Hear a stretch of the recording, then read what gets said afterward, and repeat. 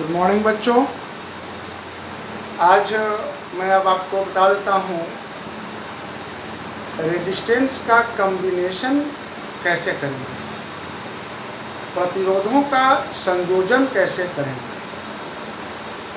Resistance का combination, प्रतिरोधों का संयोजन। प्रतिरोध मतलब इलेक्ट्रिक डिवाइस, इलेक्ट्रिकल डिवाइस को कैसे जोड़ते हैं और जोड़ने मात्र से क्या प्रभाव पड़ता है। इलेक्ट्रिसिटी के प्रवाह में क्या प्रभाव पड़ता है, वोल्टेज में क्या प्रभाव पड़ता है, हम इसके माध्यम से देखेंगे। कॉम्बिनेशन ऑफ रेजिस्टेंस, प्रतिरोधों का संयोजन। तो हम दो तरीकों से प्रतिरोधों को जोड़ देते हैं। पहला सीरीज कॉम्बिनेशन, श्रृंखलाबद्ध संयोजन, और दूसरा पैरेलल कॉम्बिनेशन, समानांतर संयोजन। श्रृंखलाबद्ध संयोजन क्या है? डायरेक्ट जोड़ देना है।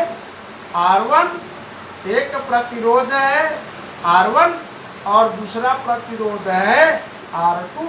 तो हम अगर इसका रिजल्टेंट प्रतिरोध निकालना है, रिजल्टेंट रेजिस्टेंस निकालना है, तो R = R1 + R2 होगा। इस तरह से और भी जितने भी रेजिस्टेंस होंगे उन सबको हम इसी माध्यम से जोड़ते चले जाएंगे, डायरेक्ट जोड़ते चले जाएंगे। यानी कि रिजल्टेंट रेजिस्टेंस निकालने के लिए R1 और R2 के मान, अगर यहाँ 2 ओम दिया हुआ है, यहाँ 5 ओम दिया हुआ है, तो रिजल्टेंट कितना हो जाएगा? 2 + 5 = 7 ओम रेजिस्टेंस रिजल्टेंट हो जाएगा। इसका जो हमने ये लिखा, इसको एक एक्सपेरिमेंटल देखते हैं कि आखिर ये जो संयोजन है, ऐसे जो जोड़ते हैं, इससे डायरेक्ट कैसे जुड़ जाता है। तो इसके लिए हम एक सर्किट बनाते हैं और सर्किट बना करके हम उसमें देखते हैं कि सीरीज कॉम्बिनेशन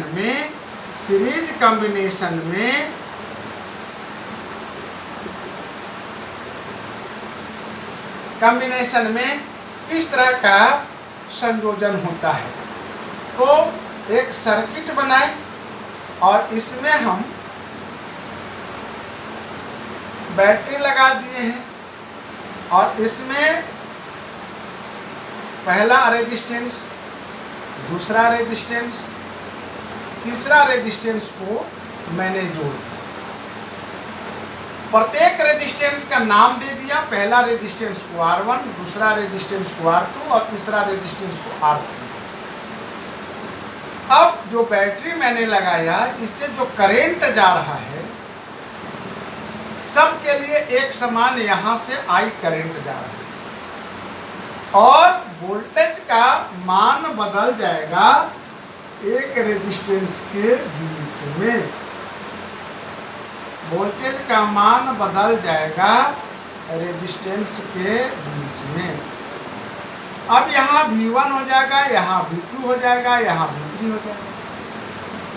तो हम कंबाइंड वोल्टेज जो हम यहाँ से दे रहे हैं, वह V = V1 + V2 + V3 होगा। तीनों के मान के बराबर V होगा। ओम्स लॉ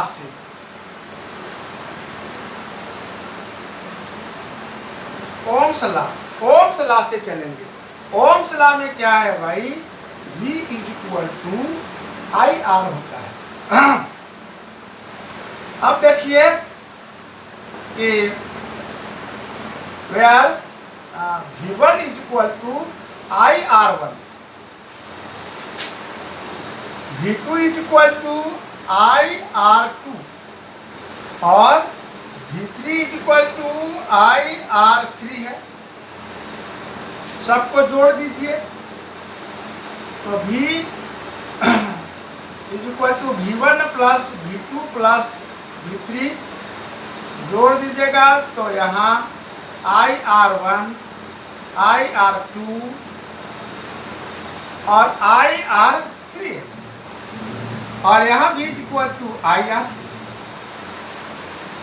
कॉमन ले लीजिए तो इन तीनों में से कॉमन ले लीजिएगा, R1 plus R2 plus R3, दोनों तरफ I को काट दीजिए, R is equal to R1 plus R2 plus R3 हो गया। इस तरह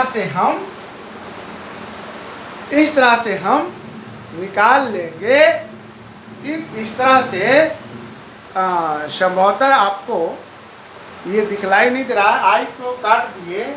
अब यहाँ हम लिख देते हैं कि R इज इक्वल टू क्या हो जाएगा, R is equal to R1 plus R2 plus R3।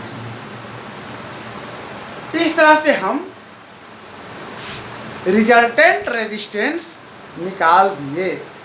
अब पैरेलल कॉम्बिनेशन में देखना है कि पैरेलल कॉम्बिनेशन में हम कैसे इनका संयोजन करते हैं रेजिस्टेंस का। पैरेलल कॉम्बिनेशन ऐसे दोनों को समानांतर क्रम में जोड़ते हैं।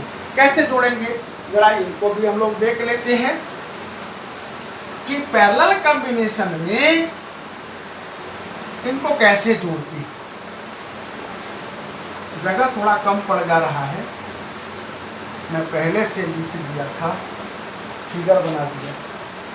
अब देख लीजिए पैरेलल कॉम्बिनेशन में हम कैसे जोड़ेंगे। तो पैरेलल कॉम्बिनेशन में फिगर बना लेते हैं, पॉइंट ए है, सर्किट बना लेते हैं। यहाँ हमने R1 को जोड़ दिया, यहाँ हमने R2 को जोड़ दिया और यहाँ हमने R3 को जोड़ दिया। अब देख लीजिए दो पॉइंट हैं ए और बी और यहाँ हमने भी लगा दिया, क्योंकि हम जानते हैं कि रेजिस्टेंस के बीच में ही हम वोल्ट मीटर को जोड़ते हैं। ये लगा दिए और ये हमारा सेल था, बैटरी को हमने जोड़ दिया। अब देखिए यहाँ करंट जो जा रहा है, इसमें जा रहा I1, इसमें जा रहा है I2 और यहाँ से इसमें जा रहा है I3। भी तो तीनों के लिए एक है। अब यहाँ देखिए कि जैसा कि हम जानते हैं ओम्स लॉ से, from Ohm's law V is equal to क्या होता है, IR होता है। लेकिन हमको I1 निकालना है तो I का मान क्या होगा, I इज इक्वल टू क्या हो जाएगा, V बाई R हो जाएगा। अब चलिए पहला I1 के लिए क्या होगा, I1 इज इक्वल टू क्या हो जाएगा, V is equal to R1। दूसरा I2 के लिए क्या हो जाएगा, इसमें क्या जाएगा, V is equal to R2, V by R2। और तीसरा I3 के लिए क्या हो जाएगा, V बाई R3। अब सबको कंबाइन कर दिया रिजल्टेंट निकालने के लिए। तो हम क्या करते हैं, तीनों I को जोड़ दीजिए।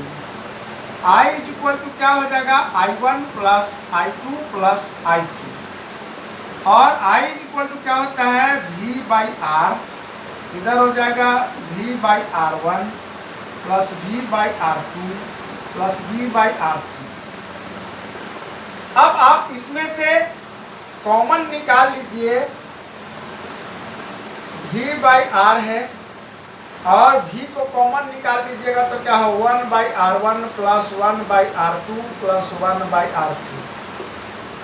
ये भी से ये भी कट जाएगा तो 1 by R is equal to 1 by R1 plus 1 by R2 plus 1 by R3। इस प्रकार आप पैरेलल कॉम्बिनेशन में प्रतिरोधों को जोड़ सकते हैं। पैरेलल कॉम्बिनेशन में प्रतिरोधों को जोड़ सकते हैं। तो हमने सीरीज कॉम्बिनेशन में डायरेक्ट जोड़ दिया और पैरेलल कॉम्बिनेशन इन फॉर्मूला के आधार पर जोड़ते हैं, समानांतर क्रम में संयोजन करते हैं। अब एक इसके बाद प्रश्न उठता है कि हम अपने घर में बहुत सारे प्रतिरोधों का संयोजन कैसे करते हैं। बल्ब एक प्रकार का प्रतिरोध है और भी डिवाइस है, जो हमारे फैन लगाया हुआ है वो भी एक प्रकार का प्रतिरोध है। और इन सारे प्रतिरोधों का संयोजन हम अपने घर में कैसे करते हैं और वैसा क्यों करते हैं, ये भी हम लोग को जानने के लिए बात समझना चाहिए कि हम सीरीज में या पैरेलल में किस सिचुएशन में हम अपने घर में प्रतिरोधों को जोड़ते हैं। हम सीरीज श्रृंखलाबद्ध जोड़ते हैं या पैरेलल कॉम्बिनेशन में जोड़ते हैं, क्यों ऐसा करते हैं और कहाँ किसका प्रयोग करते हैं, जरा हम समझेंगे। देखिए, घर में हम इस्तेमाल करते हैं पैरेलल कॉम्बिनेशन का। घर में पैरेलल कॉम्बिनेशन लगाते हैं, जबकि किसी विशेष परिस्थिति में सजावटी बल्ब का इस्तेमाल हम सीरीज कॉम्बिनेशन में करते हैं। घरेलू जो सर्किट है उसमें पैरेलल कॉम्बिनेशन करने से फायदे क्या हो जाते हैं। पैरेलल कॉम्बिनेशन करेंगे कि अगर एक बॉल फ्यूज करता है, एक बॉल खराब करता है, शॉर्ट करता है, तो बाकी अन्य घर का बल्ब जलते रहेंगे। लेकिन अगर सीरीज में कहीं एक जगह बल्ब फ्यूज कर गया तो लाइन तो ऐसे जा रहा है, और यहाँ फ्यूज कर गया तो लाइन का कॉम्बिनेशन तो टूट गया।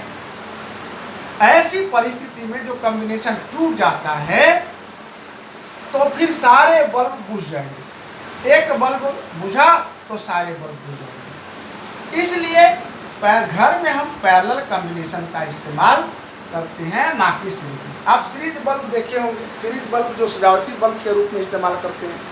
सीरीज बल्ब में एक बल्ब फ्यूज कर जाता है तो सारे बल्ब बुझ जाते हैं, जलना बंद कर देते हैं। ऐसा नहीं कि सारे बल्ब खराब हो गए, कहीं एक मिस्टेक हुआ होगा, कहीं एक बल्ब फ्यूज किया होगा और उसका प्रभाव सारे बल्ब पर पड़ जाता है। लेकिन घरेलू में ऐसा नहीं। दूसरे फायदे हैं कि हर बल्ब का हम स्विच अलग अलग बना सकते हैं। इसमें कहीं भी स्विच अगर इसको बुझाएंगे इस बल्ब को तो सारे बल्ब बुझ जाएंगे। लेकिन इसमें हमको आवश्यकता है कि हम कोई 2 रूम का बल्ब को बंद कर दें, बाकी 4 चलते रहेंगे, तो ऐसा हो सकता है। तो पैरेलल कॉम्बिनेशन में अलग अलग हम लगा सकते हैं। अब देखिए, पैरेलल कॉम्बिनेशन में वोल्टेज देख लीजिए, सब जगह वोल्ट एक समान जाएगा, लेकिन इसमें वोल्ट चूंकि सीरीज में है इसलिए इसका वोल्ट कम हो जाएगा और इसमें सारे बल्ब को एक समान वोल्टेज मिलेगा। तो हम अपने घर में पैरेलल कॉम्बिनेशन में रेजिस्टेंस को जोड़ते हैं। सीरीज कॉम्बिनेशन के लिए हम लोग सजावटी बल्ब का इस्तेमाल करते हैं, सजावटी बल्ब में सीरीज कॉम्बिनेशन जोड़ते हैं। तो इस तरह से आपका रेजिस्टेंस का कॉम्बिनेशन और डोमेस्टिक वायरिंग के बारे में आप समझ लीजिए। ठीक है, धन्यवाद।